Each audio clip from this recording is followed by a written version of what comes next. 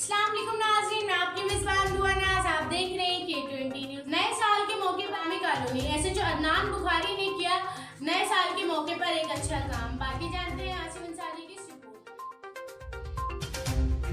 थाना Awami colony police ने new year की खुशी की जानलेवा फायरिंग और किसी भी नाखुशगवार वाक़या की रोकथाम में भरपूर किरदार अदा किया और SHO अवामी कॉलोनी अदनान बुखारी अपने इलाकाई पुलिस की आवाम की जान माल की हिफाजत के लिए फील्ड में मौजूद रहे और इसके साथ ही कुरैशी बरादरी की जानिब से न्यू साल की खुशी और वसीमुद्दीन मियां फोकल पर्सन कोरंगी टाउन की सालगिरह के प्रोग्राम में शिरकत की।